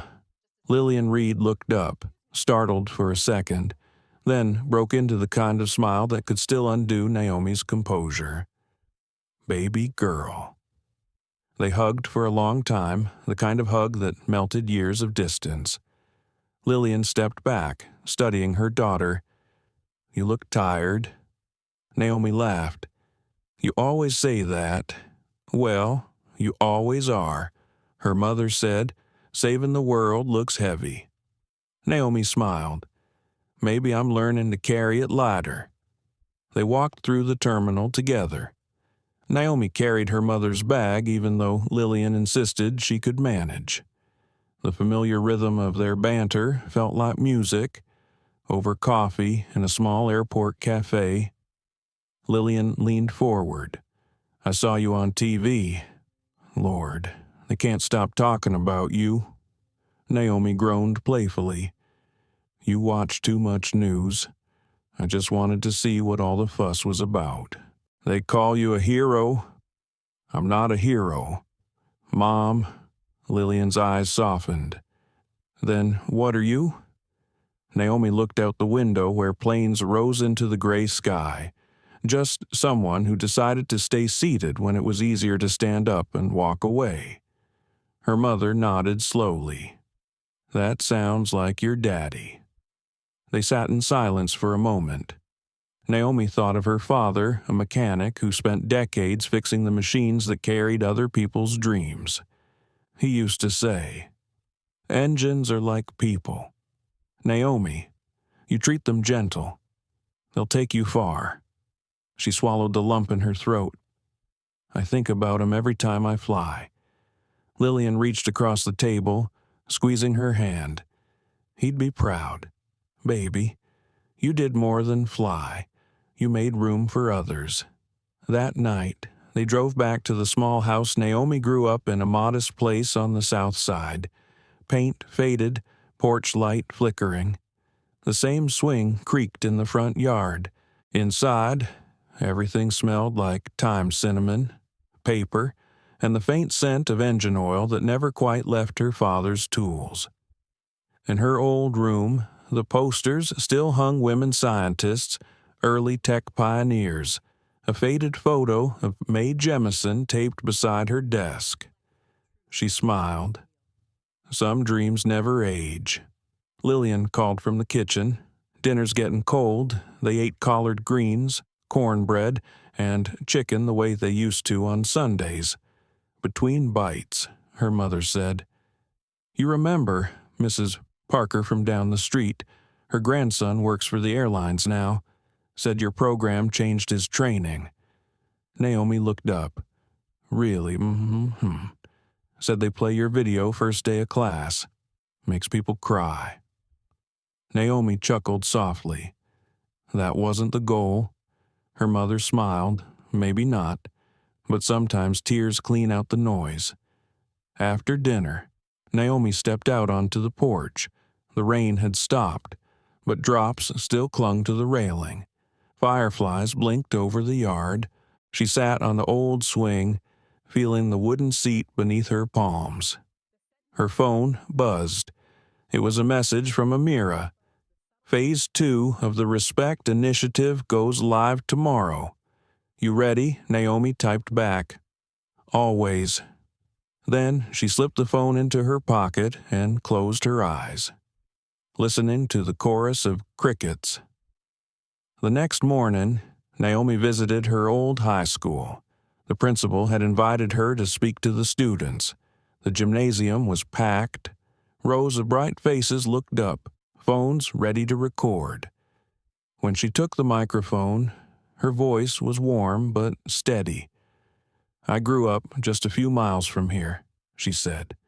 I used to sit in that back row and dream of flying not airplanes, but possibilities. Laughter rippled through the crowd. I thought success meant leaving. Turns out, success means returning and leaving the door open behind you. The students applauded. Naomi smiled, scanning the faces, some excited, some shy, all listening. Don't wait for permission to be powerful, she said.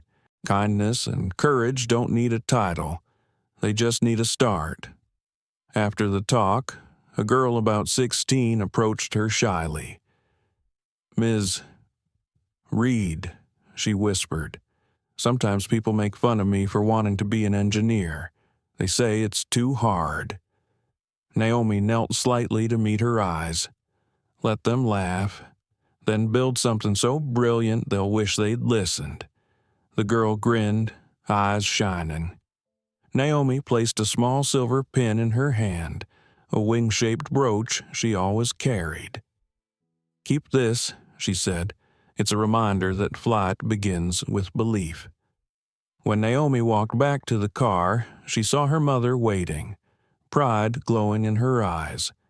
"That was beautiful," Lillian said. Naomi smiled. "She reminded me why I started." They drove in silence for a while, past the neighborhoods that shaped her: old brick houses, corner stores, street murals painted with hope and history. At a red light, Naomi looked out at a group of kids playing basketball. For a brief moment, she saw herself there again, the girl with two big dreams, hair tied back, notebook clutched to her chest. She whispered under her breath, "Thank you for not giving up." Lillian glanced over. "What was that?" Naomi smiled, "Just talking to an old friend."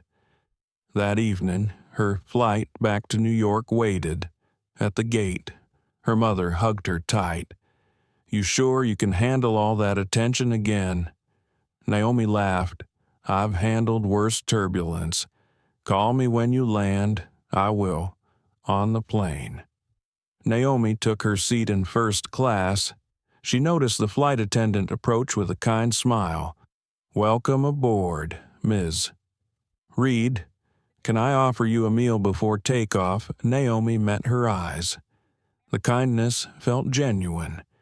"Yes," she said softly. "Thank you." As the plane lifted off, clouds opened around them. The sun cut through like a blade of gold. Naomi looked down at the receding skyline of her hometown, the place that taught her how to rise. She took out her notebook and wrote, "Coming home isn't the end of a journey. It's the reminder of why you started one." She closed her eyes. Somewhere deep inside, she could almost hear her father's voice again. "Treat them gentle, Naomi. They'll take you far." She smiled, whispering to herself, "I'm still flying, Daddy." And in that moment, with the clouds beneath her and the sky opening ahead, Naomi Reed, the woman who turned pain into purpose, finally felt light enough to let the wind carry her. New York never really slept. But that night, Naomi Reed felt the city slow just enough for her to hear her own thoughts. She sat near the window of her apartment, barefoot, a cup of chamomile cooling beside her laptop. The lights outside flickered like restless stars. She'd just returned from Atlanta. Her mother's hug still lingered, the echo of laughter at the old dinner table still alive in her chest. But with every mile she'd flown back, a familiar feeling had returned, the quiet weight of responsibility. Her phone buzzed. A new message from David Lang. "Board meeting tomorrow, 9 a.m. They want you present."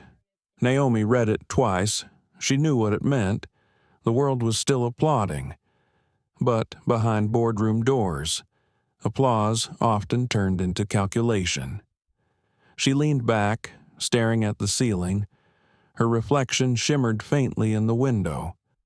For the first time, she wondered if she was still steering the movement she'd started, or if it was steering her. Sleep didn't come easy. When she finally drifted off, her dreams replayed the flight 9-1 cabin of the clinking of glasses, Becky's uneasy smile, the stillness before change.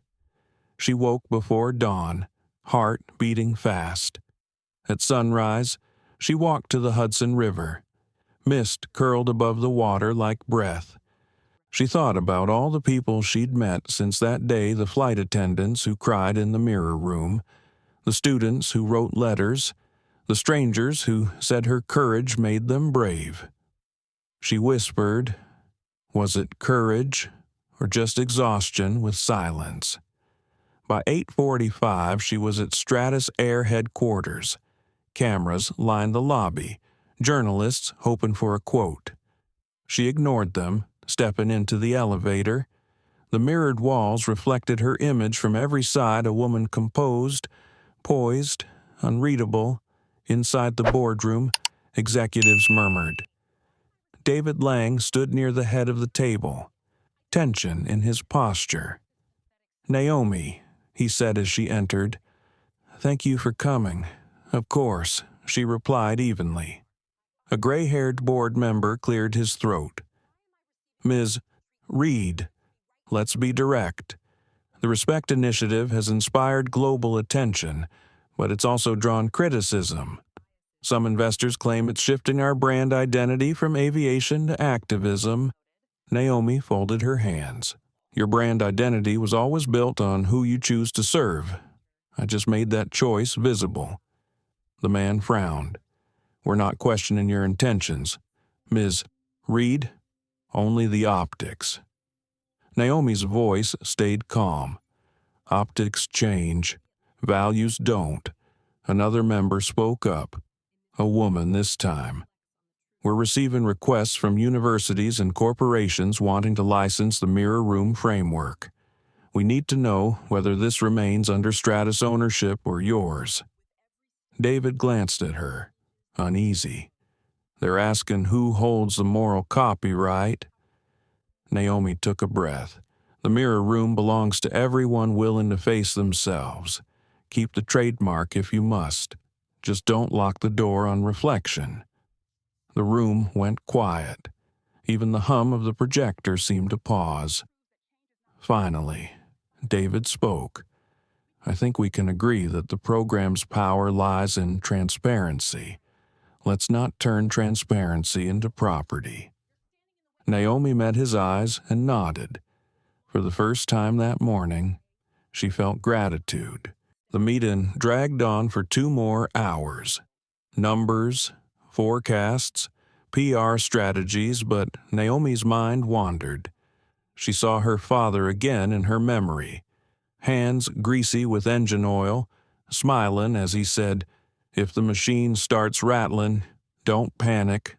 Listen, it's trying to tell you something." By noon, she stepped out of the building, the wind sharp against her face. Amira waited by the car. How bad? Naomi smiled faintly. No casualties, just turbulence. As they drove through Midtown, Amira said, "You know, not everyone could have handled that with such calm." Naomi gazed out the window. Calm isn't absence of fear. It's just knowing which fear deserves your voice. Later that afternoon, Naomi visited a small community center in Harlem. They'd converted part of the building into a training hub for young professionals, a spin-off of the Respect Initiative. Inside, she found Daniel Ross guiding a group through a role-play exercise. When he saw her, he grinned. "Look who decided to drop by." Naomi smiled. "You're teaching now." He nodded proudly. "Trying to, we call it ground-level empathy.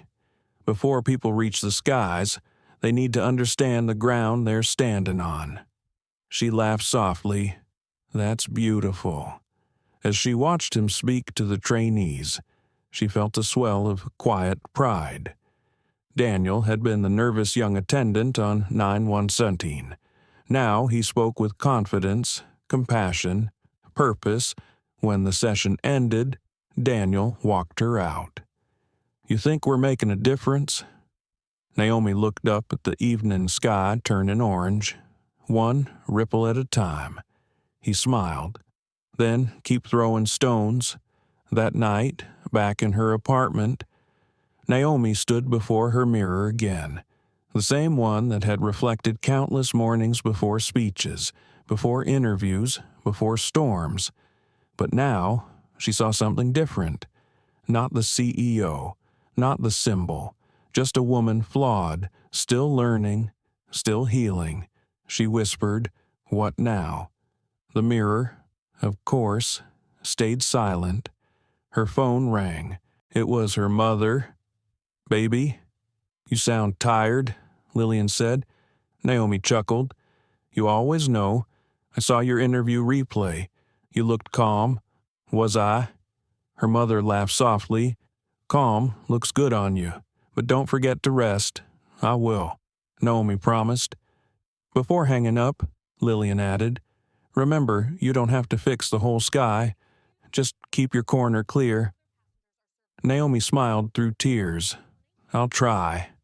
After the call, she sat on the floor beside the window, city lights flickering around her. She took out her notebook and began to write. Legacy isn't what people remember about you.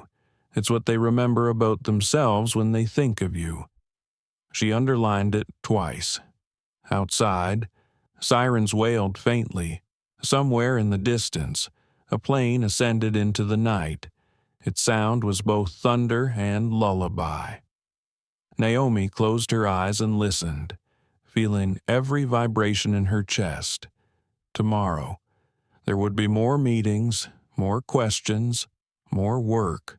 But tonight, she allowed herself to be still, not as a leader, not as a symbol, but as a human who had simply tried to make the world a little fairer. She whispered to the darkness, the real flight isn't up there. It's in here, and in that quiet. Naomi Reed finally felt herself arrive not at a destination, but at peace. The morning began like any other, but for Naomi Reed, it carried the quiet weight of something final. The city outside her window pulsed with life cars rushing, horns echoing, the hum of ambition in every direction.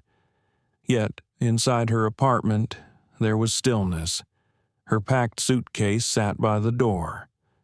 On the kitchen counter lay a folded letter, sealed and addressed to the board of Stratus Air. Naomi poured herself coffee, letting the aroma fill the space. She stood at the window, watching the skyline melt into a pale blue dawn.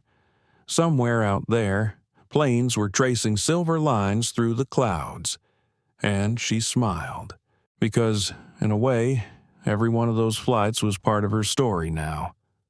A knock sounded. Amira Grant stepped in, bright as always, holding her tablet. "You're really doing it?" she asked softly. Naomi nodded. "It's time. They can run it without me now." Amira hesitated. "Are you sure you built this?" Naomi turned, her voice gentle. "That's exactly why I have to let it fly." They shared a small, knowing smile. Later that morning, the press gathered at Stratus Air headquarters. Cameras clicked, lights glared. Naomi walked onto the stage in a navy suit, steady and calm. The murmurs hushed. "Good morning," she began. Her voice carried that same calm conviction that had changed an industry. "When I boarded Flight 9117, I didn't plan to change anything. I only planned to be seen. But sometimes, being seen is enough to start a revolution." She paused, letting the room breathe. "Over the past year, we've built something extraordinary, the Respect Initiative, the mirror rooms, the change you've all carried forward. It no longer needs my name to guide it.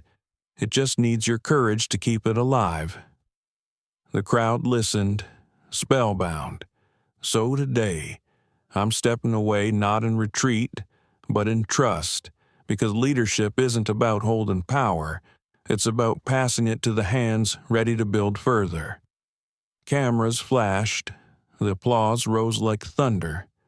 But Naomi only smiled quietly and stepped away from the podium. Outside, the air felt lighter. David Lang waited by the car. "You're sure about this?" he asked. Naomi nodded, completely.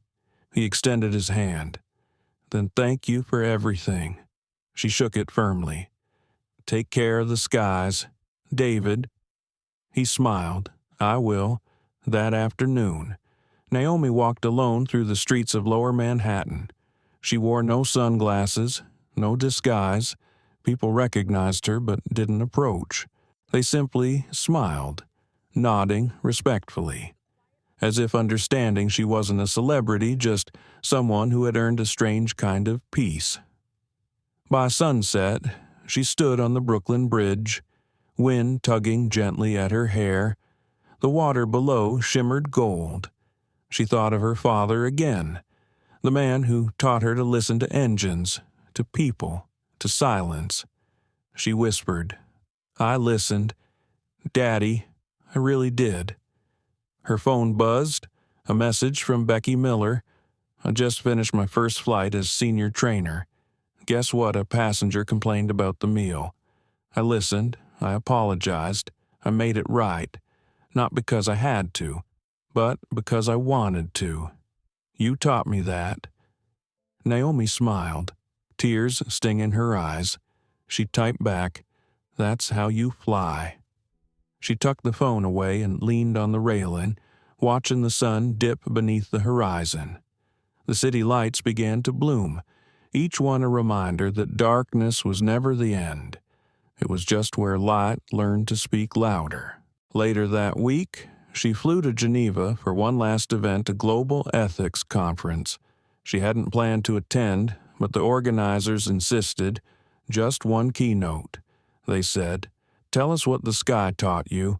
The auditorium was full. Journalists, CEOs, students, policymakers, all waiting for her words. Naomi walked onto the stage slowly, no script in hand. She looked out at the faces, then began.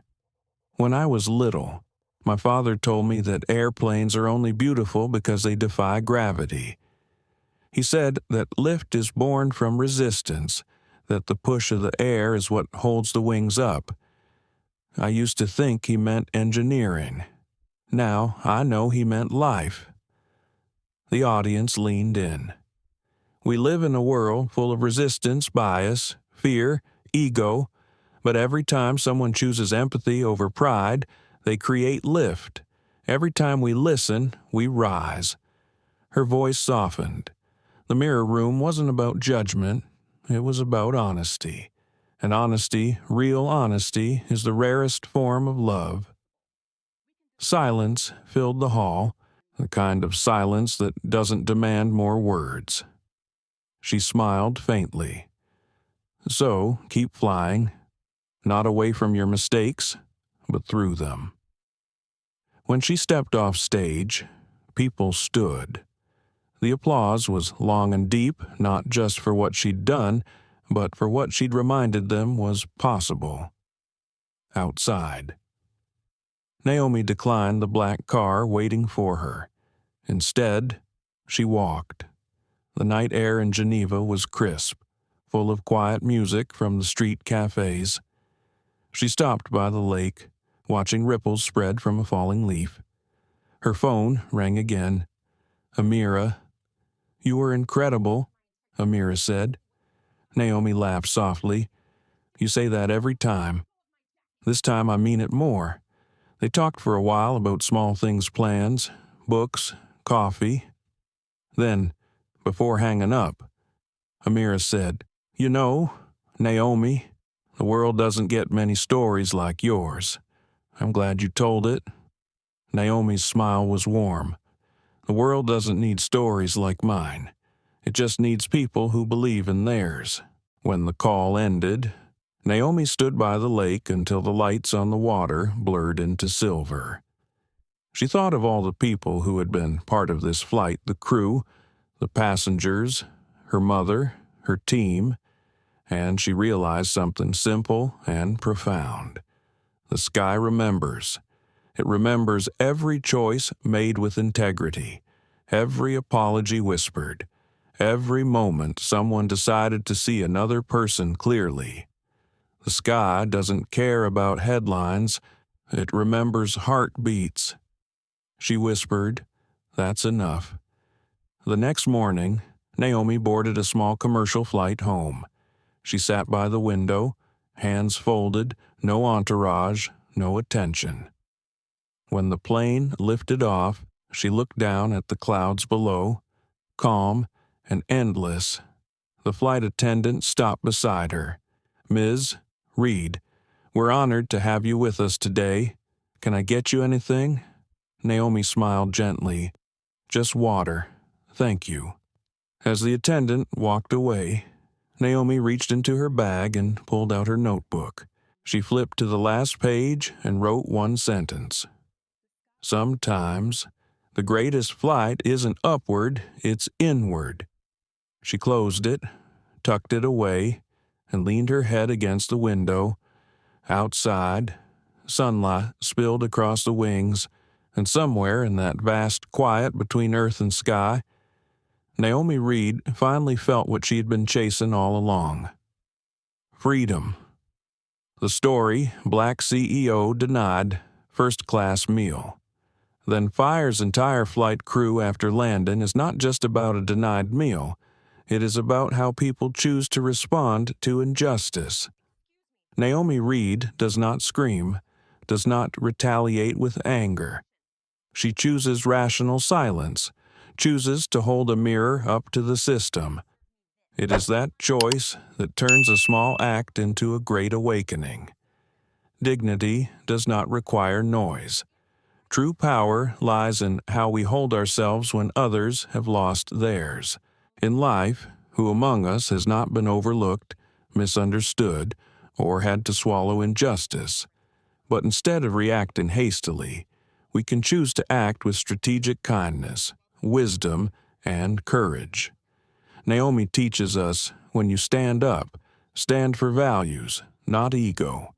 When you speak, speak with evidence, not anger, and when you're silent, let that silence have the weight of justice. Thank you for watching this story to the end. If you believe that kindness and justice can still change the world, please share this story to spread the message, and subscribe to the channel to continue our journey of telling real stories that touch people's hearts.